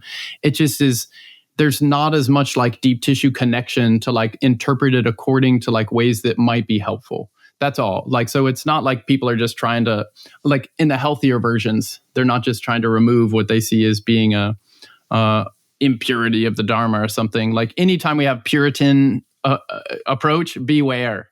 Like I'm the one pure Dharma, whatever. Yeah. So anyway, I thought in terms of a prayer, it just came to me a few days ago. Like I thought just quickly, like, cause our practices are done in Tibetan and English. We alternate so we can learn both. And like, it's in the, like often a lot of Tibetan Buddhist practices are called sadhanas. It's like a system where you basically bring in an integrative fashion, you bring together like the essential points of like foundational Buddhism, Sutra Mahayana, Bodhisattva Buddhism, Tantra Mahayana, Vajrayana Buddhism, and also some Dzogchen or Mahamudra, like kind of these, unexcelled highest yoga tantra kind of aspects into a single technique or a practice or ecology. And then basically in one session, you can hit all the essential points. Like basically you do the full chord progression and then you have the full symphony turn on at once.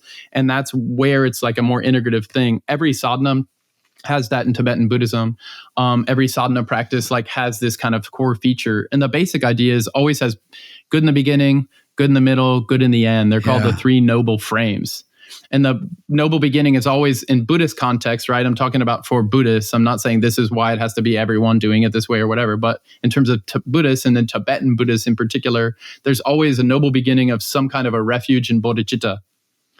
Like we're going for refuge in what's reliable and we're activating this omni-win. Like I'm going to get enlightenment for the benefit of every single being to be happy right now and in long lasting and then become awakened as soon as possible, whatever I can do to help support that.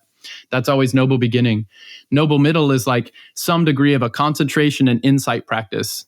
We calm our minds and then we release all holding patterns. In Tibetan Buddhism, that's called creation and completion. We like hold a pattern of pure relative truth. Pure body is deity. Pure mind is mantra. And awareness is like pure Dharmakaya mind. We hold that. Like, and we literally create a world that we're a part of. One, by creating it ourselves. And then secondly, by syncing up with a world that already is like that the Buddha says this exists. If we sync up with it, we'll align with actual how this is, how the Buddhas and Bodhisattvas are already doing this. And then the completion part of that is we let go and totally release and we naturally flow with the embodied living integrative like beingness in reality as ourselves in our room with each other and all that. So there's always these two parts, insight and concentration. So there's a holding mind that's relaxing and calming. And then there's a releasing natural awareness that just fills in the living connections as they are in like real-time free flow.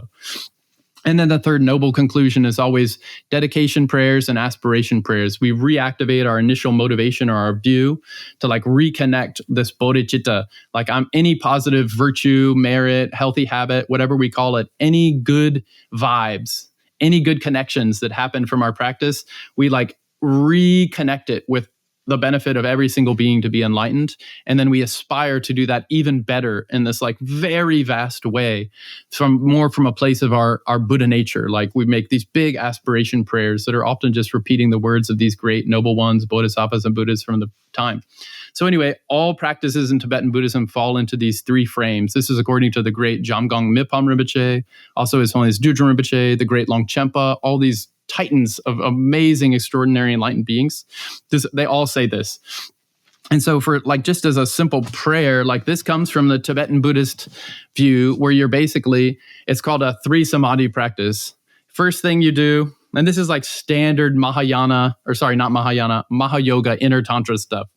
And that's like, I'm not saying that's why it's easy. I'm saying that's what they all repeat this. First thing you do, recognize your nature of your mind right now.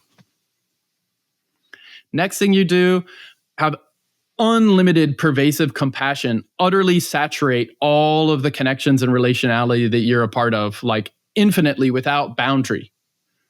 That's called Sambhogakaya. And then thirdly, crystallize that into what's called seed syllable samadhi or causal samadhi. You take that totally boundless, empty, free-flowing openness that has like pervaded and saturated with like really tender-hearted, brave compassion, and then it manifests or crystallizes into a form. So into a seed syllable, that becomes a body. That body takes shape. That it has certain implements. It might have a union like Yabyum kind of consort. It has a retinue. It has an entire world. Like this whole world is called pure sacred mandala, sacred world. So in the practice, you're in a sacred world with others and yourself, and you're all enlightened. The nature of your mind is fully on, and like everyone else participating literally in the room and also extending throughout all of time and space, their enlightened Buddha nature turns on instantly. They're all fully awakened, and you share this time. You've created this mandala, this creation stage. Together, you do these enlightened activities of like the 4 activities of pacifying, enriching, magnetizing, and then overwhelming or liberating any stuck patterns. Or you do like basically you just have your Buddha natures interact as the Buddha nature would if it was unrestricted, if it was just a bunch of Buddhas interacting. So that's this whole field we're in. And then you do that, and then that happens for a time. And after, when the session's ending, or when you kind of want to kind of like go into, or like, yeah, when you go into completion stage, then all that in the reverse order distills back into where it came from, the source. So you have pure world goes into pure other, like the retinue. It all dissolves, or like dissolution stage. And then the pure others dissolve into yourself. That's pure self or pure wisdom awareness. And then your body dissolves into open, formless, boundless beingness, like call it Rigpa or call it whatever you like the name doesn't really matter. And then so that first is created, it's maintained as an enlightened mandala, and then it dissolves back into where it was from. And this is the same process that we're doing every single moment.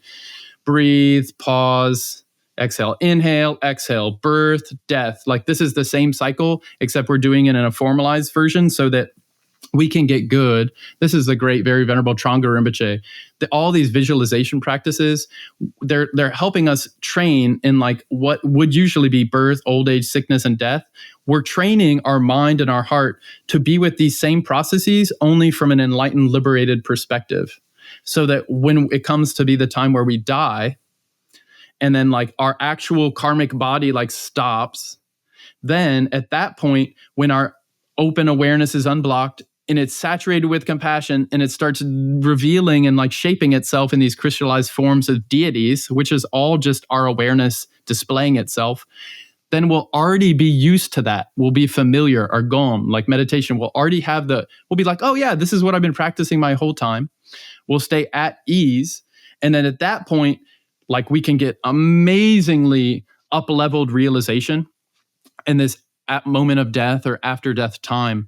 And then from then on out, our bodhicitta can be on all the time, and we'll be like forever bodhisattvas, like constantly re-emanating bodies and relationships and expressions and forms and shapes throughout all of space and time, way bigger than just planet Earth. This is all standard Vajrayana Tibetan Buddhist stuff. Like, not to say that's why it's easy to do, but this is all this is all standard, like how a sadhana works kind of thing. So I just thought I'll do one. The 7-line prayer of Guru Padmasambhava. That's like the song that spontaneously emanated when he first appeared in our human world as an 8-year-old boy surrounded with dakas and dakinis, right? This is all assuming a Vajrayana view, okay? So I'll say the 7-line prayer once, and then this 4 boundless prayer, like, which is core bedrock Buddhism, like infinite love, infinite compassion, infinite like rejoicing, and infinite equanimity. And then I'll quickly do this like white umbrella practice, like, which is really short. It came from Raga Ase or Karma Chagme. It is like a standard Vajrayana practice, which like kind of it balances things quickly and like makes a good kind of connection for kind of at death, like being reborn in Amitabha's Pure Land, so that we can get realization easily and then come back in this world and all worlds to benefit beings as like a realized being. So just an instance, like, what is a Tibetan Buddhist thing like when we're not talking about it, but just doing it for a moment?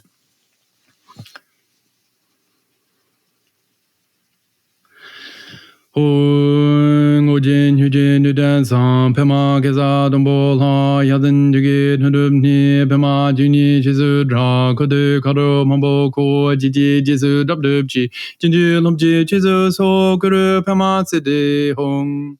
May all beings have happiness and the cause of happiness. May all beings be free from suffering and the cause of suffering. May all beings never be separated from supreme happiness, which is without suffering.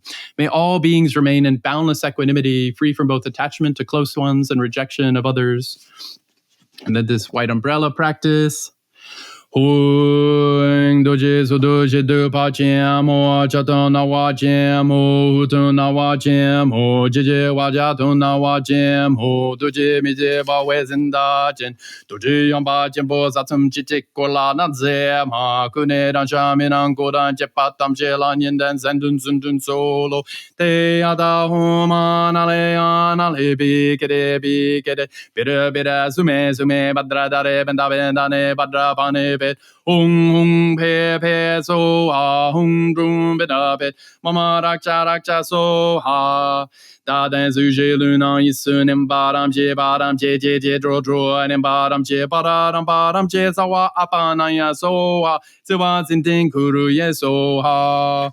Hung, great Vajra crown reverser, great one with 1,000 arms, great one with 1,000 heads, great one with 100 billion eyes, characterized by the blazing, indestructible Vajra, mastering the complete mandala of the 3 realms by means of Vajra vastness, in all times and places, day and night. Please protect all human beings and all the treasures we have. Te ada uma nale anale bi kede bida zume badra dare benda bendane badra pane bed hung pe so hung dum bida pe mama rakcha so ha. Myself and those whom I guard everywhere, if spellbound be, held under heel, constrained in body, speech, or mind, now be opened, released, suppression, bondage, complete restraint. Soa panaya zoa ziva zinding kuru yesoha zawa dada gada uniga hum bed home among nizoa zawa dada gada uniga hum bed home among nizoa zawa dada gada uniga hum bed home among nizoa mama hung nizoa mamong nizoa oh mama hung nizoa. By the merit of this meditation and recitation, at the instant I leave this body, may I take miraculous birth in Dewa Chen, and that life may I traverse the 10 stages. May my emanations benefit all beings in the 10 directions.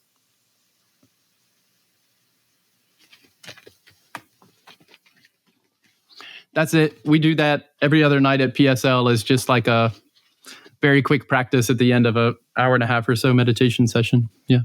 Yeah. Thank you. Thank you so much for bringing that in. And, I feel like something like this is more of like the traditional, and you're having the Tibetan chants, and it's like, in the, let's say, pragmatic Dharma space, you probably don't get a lot of this kind of stuff. And maybe this is what you feel is important. These kind of prayers, these kind of mantras,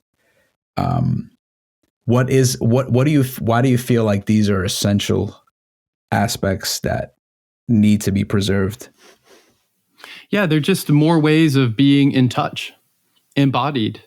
We need the more literal ways, and we need the more quiet ways, and the more subtle ways. We need the pure ways, and we need the impure ways. Like reality is this endless field of connections, right? Interdependence. So like for like actual aspiring bodhisattvas who really like the deep urge is to serve all beings, which means how do I show up for you in a way that actually helps you? Like you'll say, hey, that was really helpful. Like that was awesome. That was exactly what I needed. Like that's called healthy integrative mode. And a bodhisattva is like, they're trying to learn everything they can, like learn all the languages and all the tech and all the knowledge sets, but in a way that doesn't mix it all up. So that when you actually are meeting someone where they're at, you zoom in, you target just like GPS, you get exactly what it is, the filter, the terrain map, the everything. You zoom in and you like basically shapeshift into being with that person in a way that's like mutually uplifting. That's called bodhicitta or healthy integrative. And then you are with them. And then you release. And like mantra, that's one way of doing things. Like basically it's more on the pure relative truth or like the pure body and pure speech. This is what so many Buddhas, like enlightened beings and bodhisattvas, they say when you really start looking closer at relative reality that's not filtered through all these self-centered, egoic, fixated patterns that are just always fixated on what's most tangible, most obvious, or like my own specific way of making sense. Once that relaxes and we start opening to other ways of making sense, other patterned ways of being and knowing, becoming, like once we really have a plurality of ontology of being, a plurality of sense-making, epistemology, and a plurality of method, like once we really do that, then we basically are just, that's called bodhicitta. And like a whole range of how reality functions is this pure body and pure speech. So Buddhism saying it's like, or Tibetan Buddhism in particular, like that's also part of how reality is shaping itself. So if we don't, it's like Tibetan Buddhists have no big thing. It's not like they're trying to convert all the Buddhists into Tibetan Buddhists. Tibetan Buddhists are chill with Zen people. We're chill with Theravadins. Like there's so many authentic ways to do this, even within Buddhism. There's like so many Buddhisms, and they all is like, if they keep up essential things of liberative, deep, like kind of transformative practice, like hardcore, like Four Noble Truths, Four Renunciations, Four Boundless Thoughts, like these basic, in like, what is it called? Like a shamatha and vipassana or concentration. As long as they keep these bedrock core essentials, like it'll work. Then we want the more the merrier. But like part of what the Buddhas in this more tantra layer or this like Vajrayana technique that says it starts with Buddha nature, and then it expresses how does Buddha nature also express when it's not filtered through egoic, self-centered, fixation, purely, are more relationally, like more aligned. And then that's where all this kind of deity and mantra tech comes on. And there's just so many sadhanas. But always it's like a common Tibetan Buddhist saying, like, you don't want to try to learn a little bit about all the approaches and get achievement and none. You want to have an open mind that's like willing to entertain a variety of ways of being, but you have to go deep somewhere to actually get realization. And this is all standard Rime non-sectarian movement stuff that happened with the great Jamyang Khyentse Wangpo and the great Khenpo Rinpoche and Mipam Rinpoche and others. Like this Rime movement went deep in a certain lineage tradition, opened up like the expressive natural awakened qualities, and then was with those qualities on, these Buddha nature qualities on, was really good to then go into totally other lineage systems and on their terms entirely, their terminology, their practices, they could like fill those out and get accomplishment as well. And see, there's no actual inherent contradiction here. There's just different ways of Buddha nature expressing itself depending on what's helpful for beings. So one layer is the more secularized version of what's more tangible and literal, and we need to do that really, really well. That's really just called kind of being kind. Kind to self, kind to others. And then the second layer of that is like the great Taisattupa Rinpoche said, is like Buddhism's simple. Point 1, first turning, be kind. Point 2, second turning, everything is a dream. Point 3, third turning, you are Buddha. This is Buddha nature, Shentong teachings. And then based on that, Tibetan Buddhism does a fourth turning. All right, now here are all these skillful means for you to really integrate in a comprehensive way, kindness, dreamlike quality of all experience, with your Buddha nature fully on, through this expressive embodiment that like syncs up with all these things simultaneously in a comprehensive, meta-integrative fashion. And then let go, because it's all a dream. and repeat, repeat, repeat. The great Dzogchen, Dzogchen Khenchen Rinpoche said, the essence of the Bodhisattva path is there's no finish line. So even in this world, like there'll be ups and downs, even if it gets to a golden age, and then like in our like universe cycle, it's common like Tibetan Buddhist cosmology caught by Jamyang Khenpo Rinpoche in one of his treasuries of knowledge. Like even in our from Big Bang to Big Crunch, there's 18 cycles going up and down. Golden age, then it goes triple age, double age, degenerate, then double, triple, golden. It does that 18 times. Golden age is where everyone does the 10 non-virtues spontaneously. That's what's normalized. Triple age is only 7. Double age is half, 5. Degenerate age is none of the virtues are normalized. All the non-virtues are normalized. So it gets super rough, super chaotic, super dysregulated. Basically, like everything becomes a charnel ground. And then at that point, like it kind of runs its time, and then it kind of comes back into like more virtue turns on. That virtue is shila or ethics that leads to greater concentration or samadhi, which leads to greater insight or prajna. And then basically it's easier to have a path. But at this time, they say that's actually the perfect fit for Vajrayana. Like the degenerate age is the time, but it becomes a question of the tech. So this is to your point, Artem, like, if you can actually use the fact that everything is breaking, and even Jamie Wheel, he's like, that's 2 hockey sticks. Like so much stuff is getting exponentially good and so much stuff is getting exponentially bad. It's not all bad. Like medicine is a big improvement. Literacy rates going up, human rights going up, women being supported, LGBTQ being supported. There's so many good like trending metrics, but there's also a lot of degenerating trending metrics. But when things are super chaotic, which also means when a bunch of systems are integrating in ways they haven't before, this is the integral age. Like what you need is an integral or an integrative approach, worldview with tech scaffolding to be able to fly in that same level of altitude. So, and that's what Vajrayana does. It uses like the fact that so many things are moving quickly in combination with all these novel, emergent, what is happening kind of like experience. And at that point, if you have like a tech like mantra practice, deity practice, and you're connecting sincerely with bodhicitta, as one example, there's a lot of tech. Then they say it's the perfect time where you get triggered, all these negative habits turn on, and then you apply the technique right then, and you can release giant karmic habit patterns that otherwise would have been really hard to release little by little by little by little. So like a triggering situation like a charnel ground or like doom scrolling super triggers you. You use a tech right in that moment, the nature of your mind release because you arise as like the Buddha or something, as like Chen Rezig, the Buddha of compassion. You release that habit right then, and all of a sudden you can accumulate merit and purify like old karmic habit patterns really quickly, all within this kind of wisdom blessing mandala. So it's like the perfect fit if you have tech based in a certain kind of view. But if you don't have that, if you're in a non-integrative warring mode and you don't have tech that's actually integrative, like that actually is not trying to do a one-size-fits-all thing, but it's actually flexible and contextually based and like has this emptiness quality all the time, then basically this is going to be one of the worst times to be alive. This is taught by the Buddha in the Fortunate Eon Sutra, that like this Vajrayana technique, these teachings of the 1,000 Buddhas that are said to come during this eon cycle called the Fortunate Eon. The Buddha Shakyamuni is the 4th Buddha, the Sammasambuddha, unsurpassed Buddha. He teaches the full range of tech, foundational Buddhism, Sutra Mahayana, Tantra Mahayana, and Dzogchen, or 9-yana system according to Nyingma. He's the only Buddha of the 1,000 Buddhas who will teach all of this tech, all these paths. He's the only one that'll teach Vajrayana publicly. Of the other 1,000 Buddhas, the 999 won't publicly speak about Vajrayana. And so it's like this really rare window of time where these certain kinds of techniques are taught. And it's not just tech, it's actually tech related to like pure relative truth of how things are experienced by Buddhas and Bodhisattvas when like we shed like these very giant karmic habit patterns that are like basically they're calcifying and like ossifying, rigidifying our views so strongly that like what we take to be real is this teeny corner of reality. And so then I think we're all about to get a lot of cold water in our face with this AI explosion everywhere.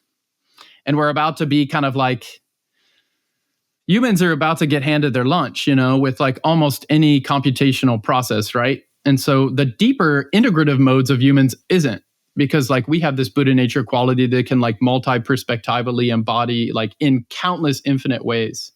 But on terms of like the more tangible layer of like actual, like, computing, like all the quantifiable stuff, we're about to get outpaced like very quickly. And then it's a question of like, can we be kind with each other when like most people, that's what they're normally always paying attention to, the most literal level. When that all of a sudden becomes like humans get displaced or become less relevant, that's going to be a big heartache for a whole lot of people in a lot of real visceral ways, which is just horrible. It's like I'm seeing it coming, and like these war zones already exist around the world. So we really, at the very least on our own side, really bring up the bodhicitta in our own local level, our own local ecology. Like we really saturate it with as much goodness, kindness, dreamlike quality, and like loving mutual uplift as we can. Then we let go and do it again and again and again forever. Is a big view. This absolute and relative bodhicitta is a very, very big view because it sees things in an integrative fashion. And I would really go as to say, like in a post-integrative fashion, this is like really how ecologies work when they're filtered through Buddha nature as expressions of Buddha nature, as opposed to just only a healthy, not neurotic human. Like we need to get there. We need to not be neurotic humans. And then also, what's it like when we create healthy spiral dynamics, purple, beige, red, blue, modern, pre-modern? What do we do? What does it look like when we create that kind of enlightened culture in society? And I think Vajrayana is one example of some of the features of what that can look like. Yeah, you know what's kind of coming up now is this notion of, Buddhism doesn't have social theory, right? And it seems like a lot of what's happening in the world is in this realm of how do we organize society, right? And this is this notion of politics. That's essentially what politics is. Like, well, how should we organize society? How should we kind of function in the world? How do we structure things? So I wanted to talk a little bit about this kind of intersection. Obviously, it seems like for you, and maybe for me as well, is like this having these spiritual realizations and recognizing awakened awareness and stabilizing in that in all situations. That's probably a priority, I would assume, for both of us. But at the same time, there's other aspects of other things that are happening in the world where it's like you can just be all about kind of spiritual practice. And, we have rare instances of spiritual teachers that are very politically engaged, such as Joan Halifax. But, typically spiritual teachers kind of stay in this domain of waking up. So in today's world, do you think that we need more spiritual teachers who are also politically engaged and politically vocal? Or once again, is this kind of like, is it important to keep these things kind of separate? What is your perspective on that question?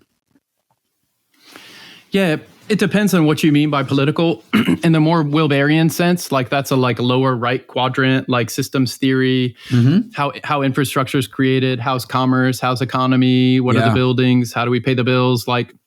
And like in the more, quadrant model, like every aspect of reality has a, this like collective shared external feature to it. Like this, it's called society, right? Or nature, like how natural patterns structure. So like, but I think you're zooming into like very specific kind of politics, like in terms of government and judiciary and, like different aspects of like engaging in these ways with like policy making and budget allocation and like having, buses run on time and all these, like, it depends on the person. So like the great Midpalm Rinpoche, he had a book called The Just King. It's like, how does a king rule well? Like, how do you be a benevolent Chakravartin, like a good king that's serving the people? Like he has a whole giant thick book published by Shambhala on being a just king. Like the Buddha engaged at his time, like with so many kings. Like, and they were trying to like reign in ways more along the lines of compassion and wisdom once they actually started paying attention to Buddhism. Like even at the time, like Buddha, like how is it the fact that the Buddha created this thing like monasticism in his pocket of northern India, and basically created the nuns, like female monastics, like where the nuns basically like got out of all the usual householder duties, like defined to them by the patriarchy. You have this giant swath of all these women who like gave up all these family responsibilities and all the things that they were supposed to do culturally, like in an Indian caste system, right? Like, and he did that in a way that wasn't a large scale threat to the political rulers at the time. Like the elegant, like the finesse that the Buddha pulled that off, right? Like obviously that's a political move, right? But and then we have to say, but does that mean like in our current context, like calling senators and Congress people and like, like having kind of certain boycotts, like you spending money as a political action, right? Like what kind of software we buy, like what kind of phone we buy, because it's all like, it's a global culture now, right, Artem? Like everything has its downsides because it's also a samsara thing. Like using a smartphone or using Zoom computer, like it's based on like mined metals from some place across the world that probably have really poor working conditions. Like, so we do our best to show up as justly and like well-rounded. And to some degree, we do simplify so that we're less kind of like extended in a web of kind of relationality that does have like strong downsides, or at least we make the best choices among the options available, but also having like a really realistic view. Like we can't have a high, like this puritanical kind of view of like, find the one thread of samsara that like is not samsaric. Like there's no conning, there's no corruption, there's no downside. Like such a way of approaching samsara with samsara mind doesn't exist. But we can like emphasize these virtuous qualities, kindness, compassion, forgiveness. It's like, in all these cases, like I only defer like again and again to His Holiness Dalai Lama. Like he's the one, he's a diplomat. He was the head of a, Tibetan government in exile. No other country in the world acknowledged that as like an actual government of a country since the 1960s, right? So he actually gave up his political power some years back because he wanted more of a democratic model to be instituted through Tibetan government in exile. But he works with all these religious people, all these scientists, all these politicians, and again and again and again, he comes back to his 4 principal points.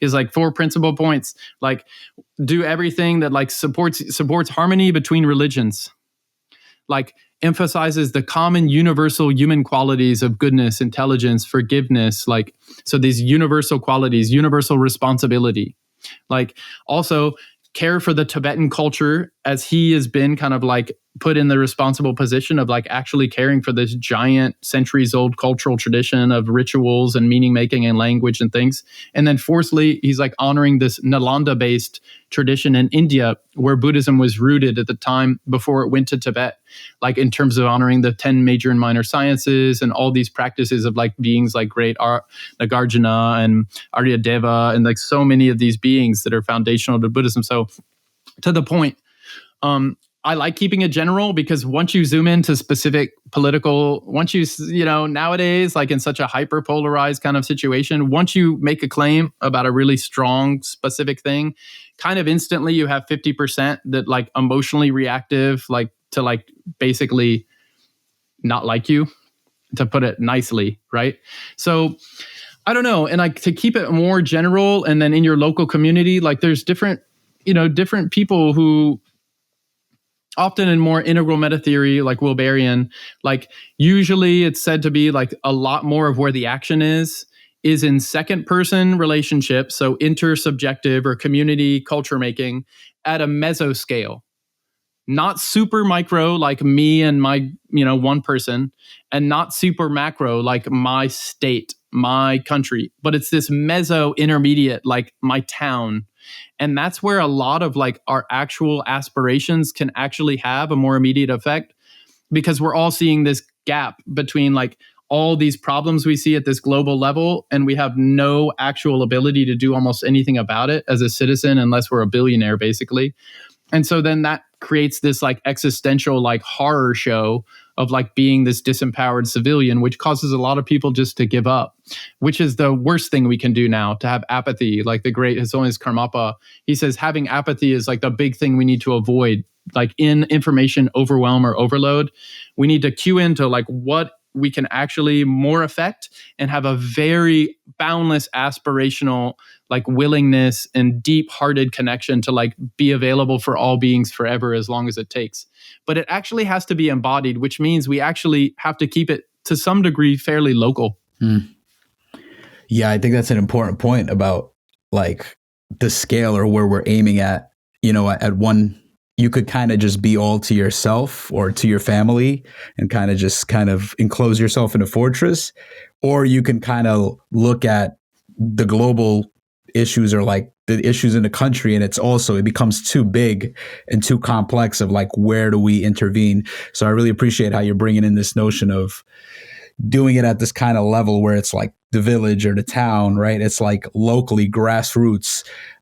How do we come together at the town hall and have these conversations of how we're living our life and how we're organizing things on this level that is not too expansive and too far where we have no reach, and it's also not isolated where it's like only in our home, but in this kind of community where it's this intersubjective and we can have influence.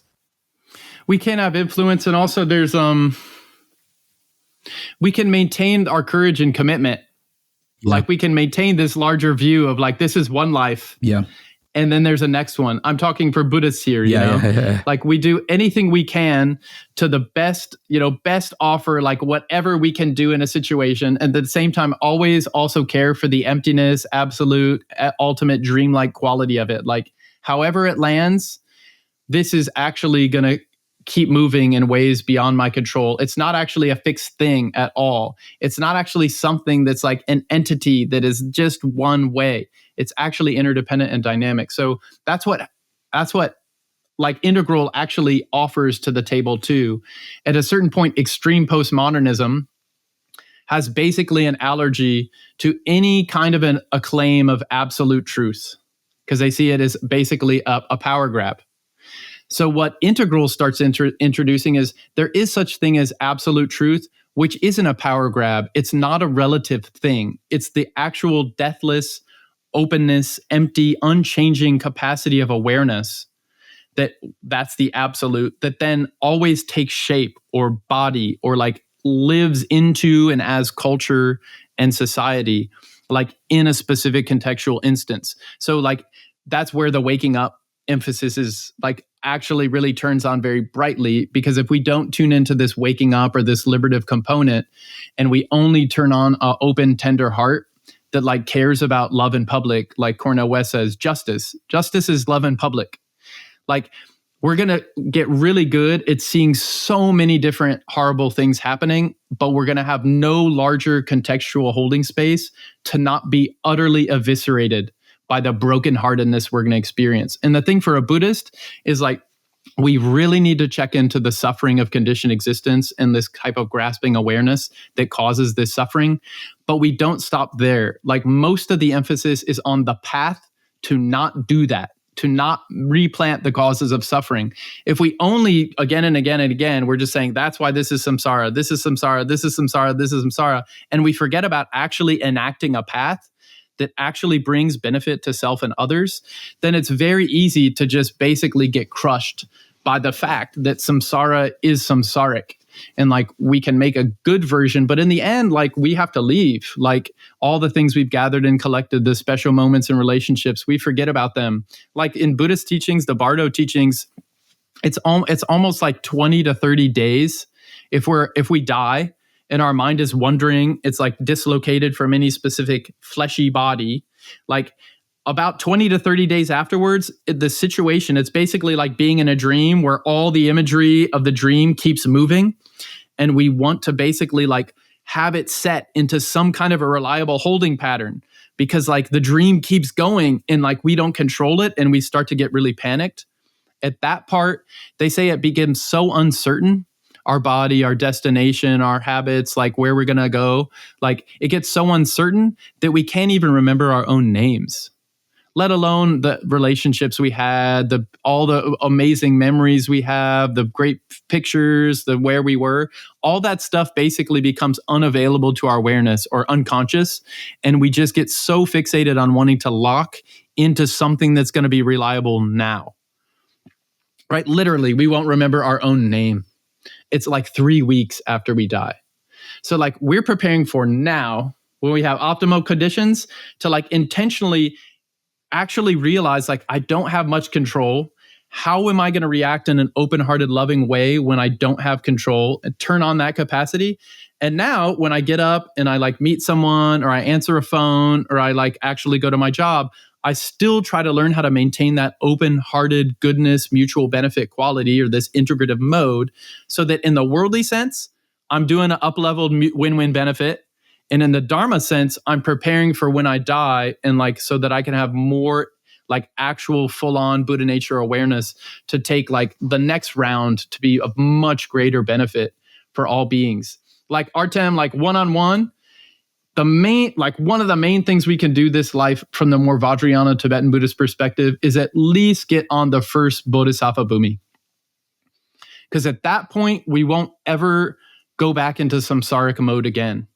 We can intentionally go into be reborn as a human on the earth or whatever, depending on our skills, like our ability, but we won't reproduce samsaric grasping, ego-centered, me first, I'm always the center of the story kind of embodied vision. And that like from then on into forever, like will be an actualized bodhisattva. And so that's like the actual low-hanging minimum like aim of like an actual Zen person or Tibetan Buddhist. Like that's the main prize. And like, so that next round, I could re-emanate. Dzogchen Khenpo Rinpoche, he says, one time I have the aspiration to, emanate as a female Republican president. Like I want to be that. Because like no holds barred, like whatever it takes for a bodhisattva to help, be it, like we need full-on engagement. But when we engage, we also not to be crushed by the engagement with all of our hopes and fears if it doesn't go the way we want it to. Because in the end, if we're in samsaric mode, it's not going to go the way we want it to at a certain point. It's more a question of when.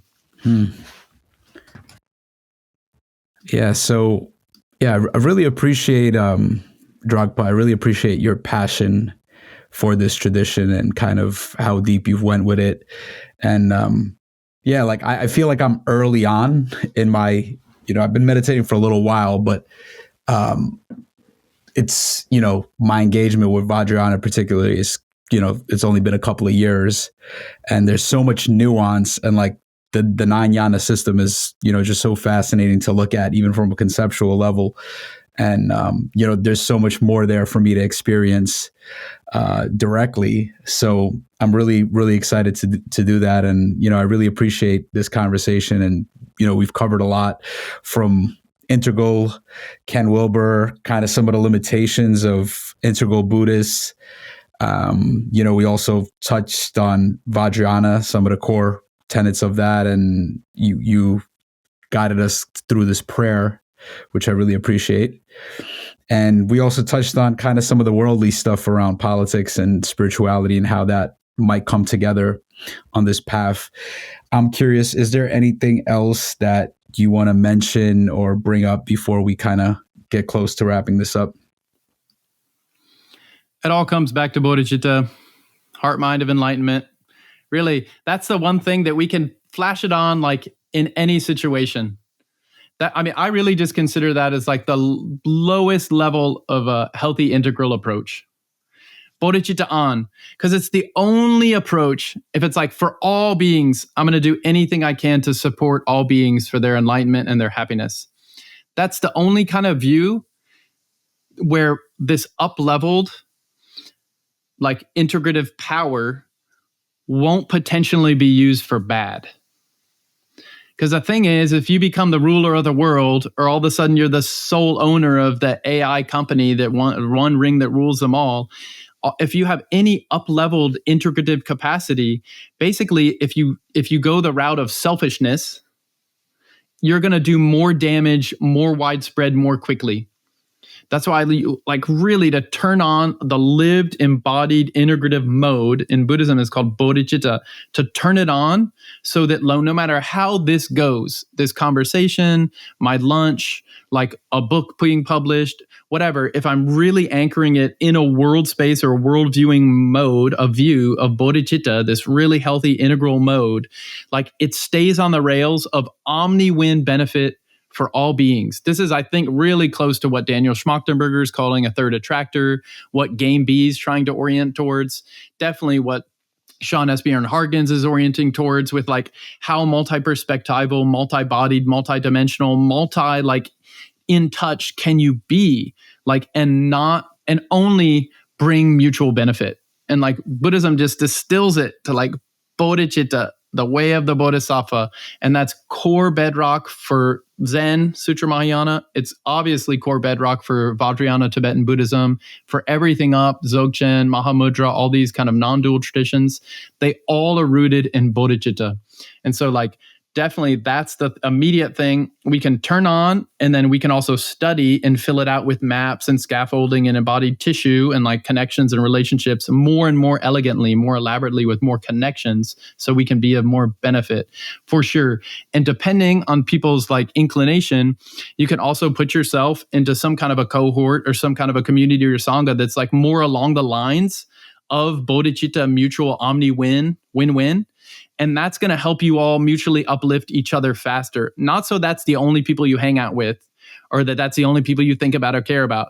Like you're like basically practical. You're going to school, transformative, whatever, Hogwarts education school. That thing John Churchill's like, we need these giant incubator schools like Nalanda monastic school.